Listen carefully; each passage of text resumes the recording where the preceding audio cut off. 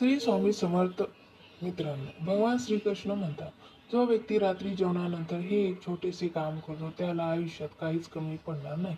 त्याच्यावर आलेली सर्व संकट निवारण होती. त्याच्या घरी माता लक्ष्मी, माता अन्नपूर्णा या दोघांचाही वास राहील. त्याच्या घरामध्ये काहीही कमी पडणार नाही. त्याला आयुष्यामध्ये कधीही धनाची कमतरता भासणार नाही. अशा व्यक्ती कितीही गरीब असला तरी तो धन श्रीमंत होईल आणि जीवनभर माझे त्यांच्यावर कृपा आशीर्वाद राहतील.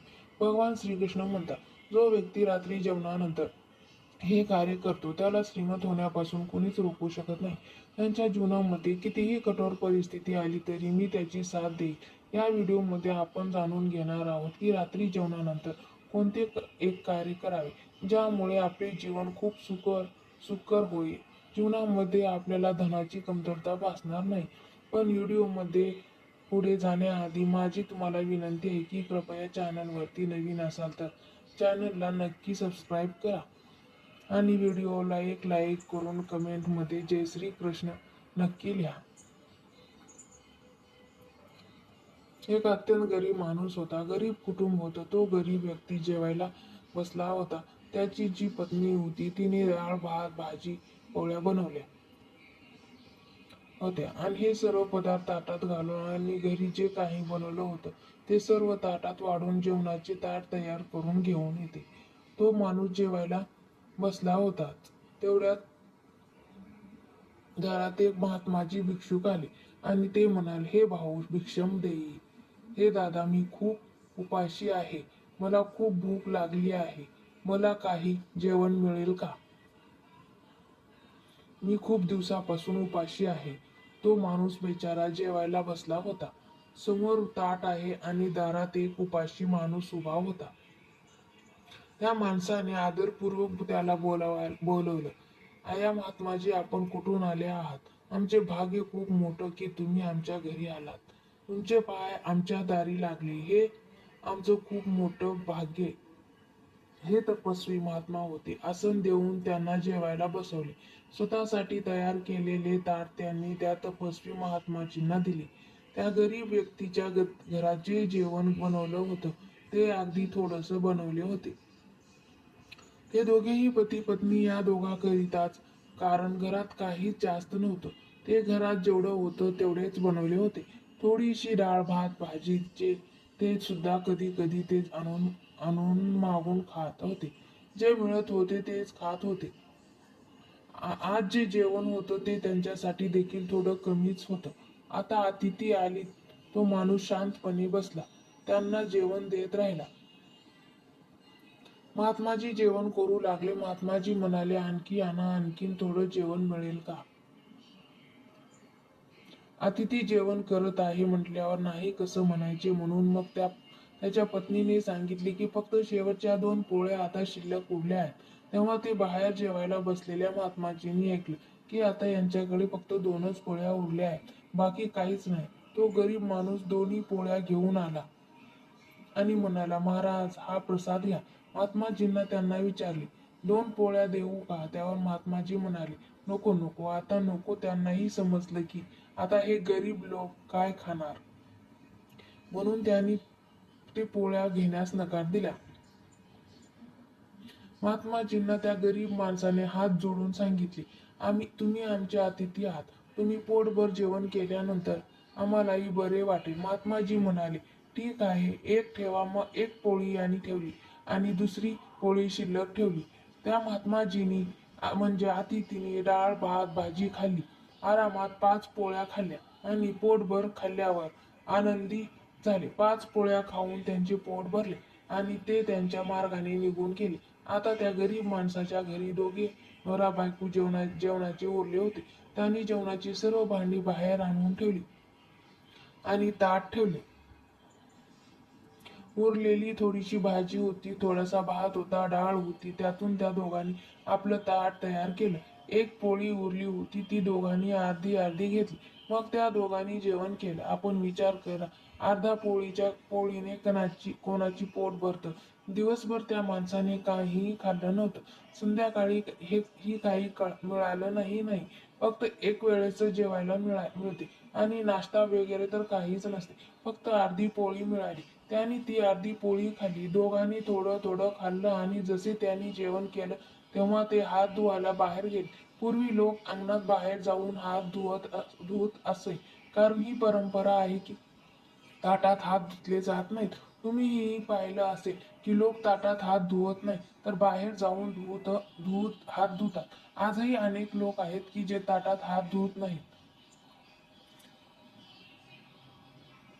इतक्या मोठ्या भंडाऱ्यात जिथे 30 ते 40 हजार लोकांचे जेवण बनतं, पण तिथेही कोणीही ताटात हात धुवत नाही.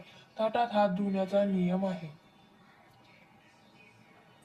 जुने खूप लोक आहेत जे घरात जेवण करतात, मात्र जेवण झाल्यावर ते बाहेर हात धुण्यासाठी जातात.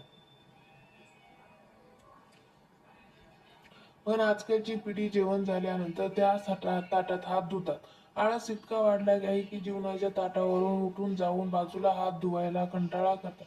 म्हणजे वॉश बेसिन पर्यंत जाऊन हात धुवू शकत नाहीत आणि तिथेच बसून ताटात हात धुतात. हात कधीही ताटात घेऊ नये. ताटात व्यवस्थित जेवण करा.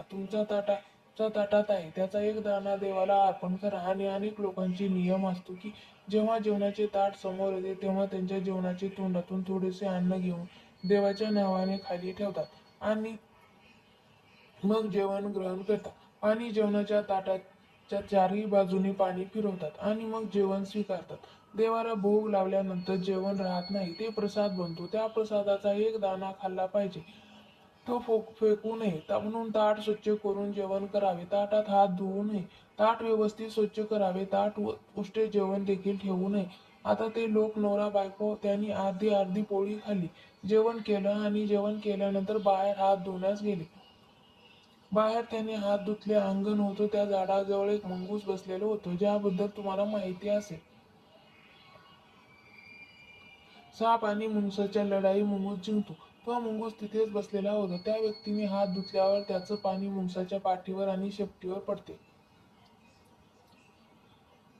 त्यामुळे मुंगसाचा रंग बदललेला सोनेरी झाला. त्या सोनेरी मुंगसाने त्याची शेपटी पाहिली आणि त्या व्यक्तीला म्हणाला, भाऊ, तुम्ही माझ्यावर पाणी टाकलं तर बघा, असा अर्धा मागचा भाग सोनेरी झाला आहे.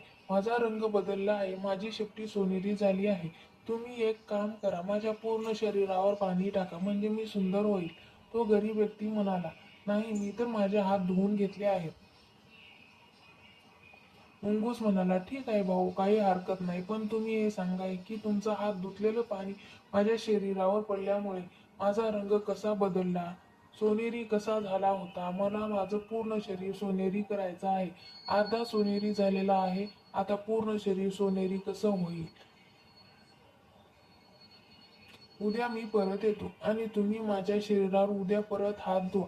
तो गरीब व्यक्ती म्हणाला, नाही, आता धर्मराज युधिष्ठिराच्या राज्यात जा. तू यज्ञ करत आहेस. तपस्वी महात्मा आणि खूप सारे ब्राह्मण लोक आले आहेत. जिथे तपस्वी महात्मा हात धुतात तिथे तुझा धर्मराज युधिष्ठिर सर्वांना अन्नदान करत आहे.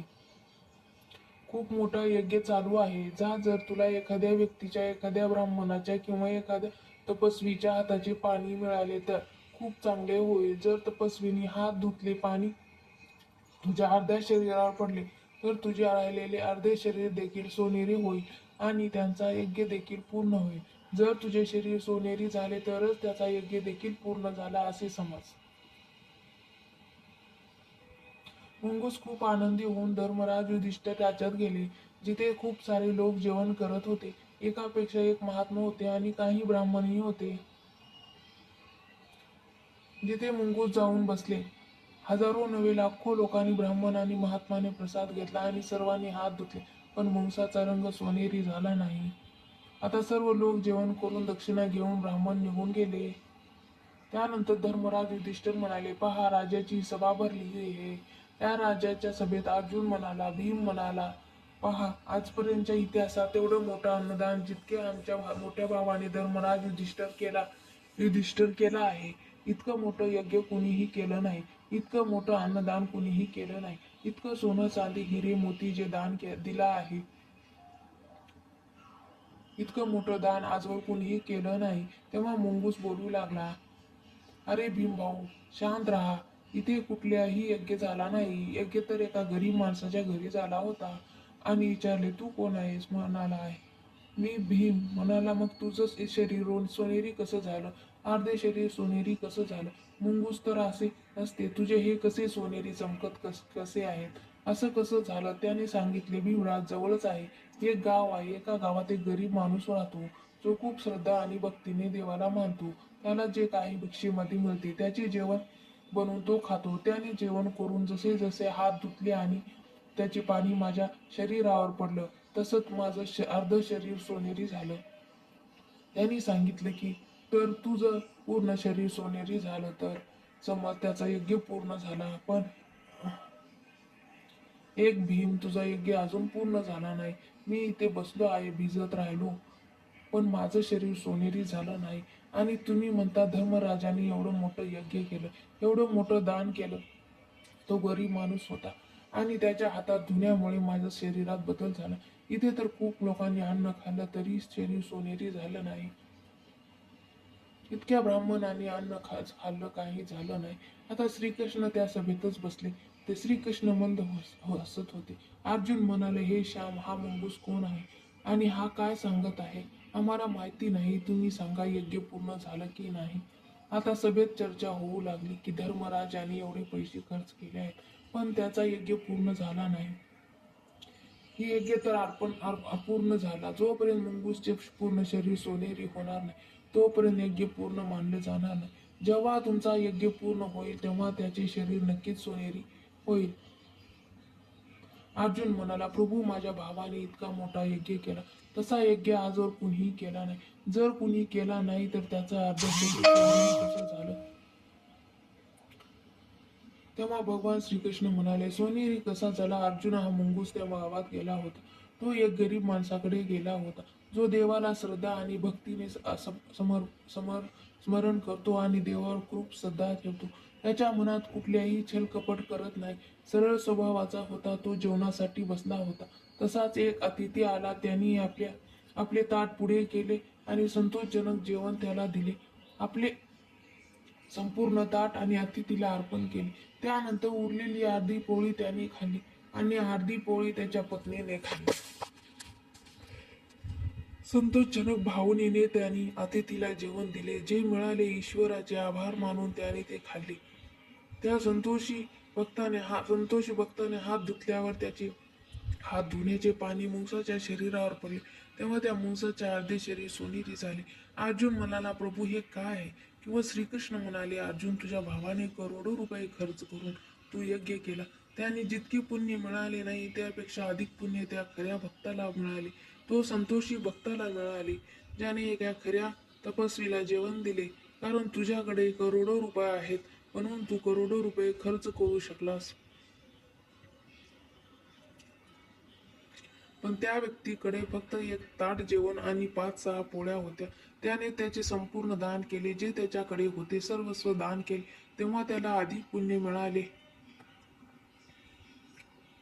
त्या राजामध्ये अजून एक असा तपस्वी होता, ज्याने खूप दिवस जेवण केले नव्हते आणि तो तपस्वी खूप दिवसापासून उपाशी होता. श्रीकृष्णाने असे जेव्हा सांगितले की तुम्ही त्या तपस्वीला शोधा आणि त्याला जेवण द्या, मग तुमचा यज्ञ पूर्ण होईल. मग त्या महात्म्याला बोलवण्यात आले. विनंती करण्यात आली की चला, आपण जेवण करा. त्यांना जेवण दिले गेले आणि जसे त्यांनी हात धुतले तसे त्याचे हात धुण्याचे पाणी मुंगसाच्या शरीरावर पडले आणि त्यांचे संपूर्ण शरीर सोनेरी झाले. पुढे पासून मागेपर्यंत तो मुंगूस एक सारखा सोनेरी झाला आणि तिथे एक घंटा बांधली होती आणि ती घंटा आपोआप टनटन वाजू लागली. तुमचा यज्ञ संपन्न झाला. कधी संपन्न होतो? जेव्हा जेवण दिले होते. कोणताही यज्ञ करा, पण जोपर्यंत अन्नदान गरजू लोकांना करत नाही, खऱ्या संत ऋषी मुनींना दान करत नाही, तोपर्यंत यज्ञ पूर्ण होणार नाही. त्यामुळे सर्वात मोठं यज्ञ म्हणजे भुकेलेल्यांना जेवण देणे, अन्नदानाचा यज्ञ असतो. तुम्ही इतर कोणत्याही यज्ञामध्ये जास्त गुंतवू नका.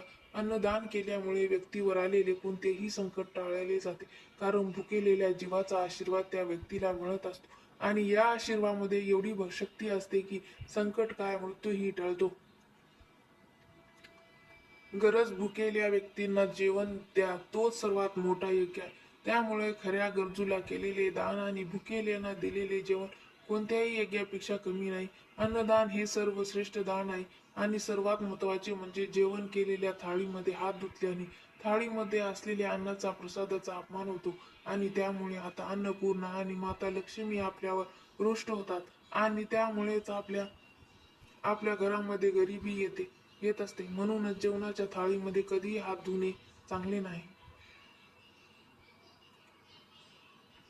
तुम्हाला हा माहितीपूर्ण व्हिडिओ उपयुक्त वाटला असेल तर व्हिडिओला लाईक आणि नक्की चॅनलला सबस्क्राईब करून आम्हाला प्रोत्साहित करा. तसेच हा व्हिडिओ संपूर्ण